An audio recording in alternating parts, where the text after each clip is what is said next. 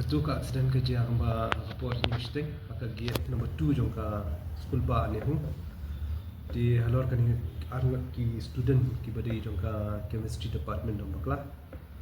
ki lam saujur ban lam marmari ki sha sul hospital nakta pada ki ada first sha hospital nazaret ban ki berarut ki dalam ICU ki dalam haka unconscious state kita di kebeidai baru beliau bawa terah ya kita ki arwat pada ulah syakir ban menin hilang ulah syadas ban ila register case kalau kani ya kali perkam ila yo group asis de yo ingin bersama produce mentaksi ka put ban ada sini pan please kasih udah ubah saya security jo kan igran kan ba usah pada hak barat ke badan ha ni ho ni ka keteng lu apa keteng parmen em Samla dari darah kuno soalnya parmen em Samla en ki kadang kerja kena bau pelabuhan hadian mengila lihat ke medical examination jo ni bela syakem ila bagadan ka bola di bagadan ka level of intoxication ke bami hap syupan ya kali ki bam sa ketika ka gate to kan hu la jular dan ki ka gate hi la jular to kali hi ke tu ndai bam sa jo ti ya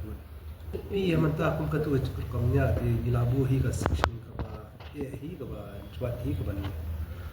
ni labu hi ka section 109 ka ba dei to BNS ka ba dei ka attempt to murder ka ba tu ya long kadi ka surat kabayar ba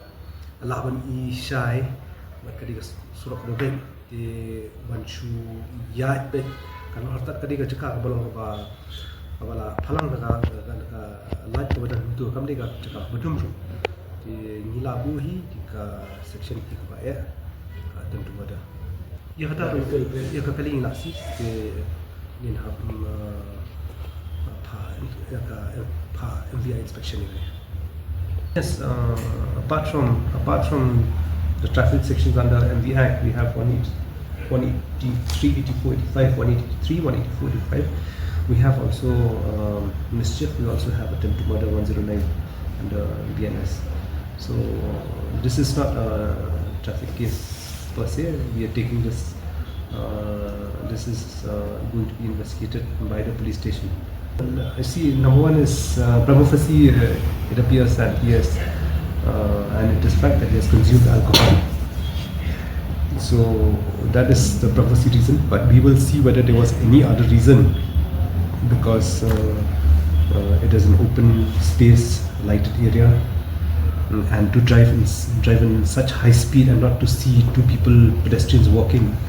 it requires merits more investigation. So who is he actually? He's a security guard. Employed by the Nehu or? No, he's a security guard of Migrants, but his barrack is of the same security agency which is in Nehu. So he stays in the barrack at Nehu.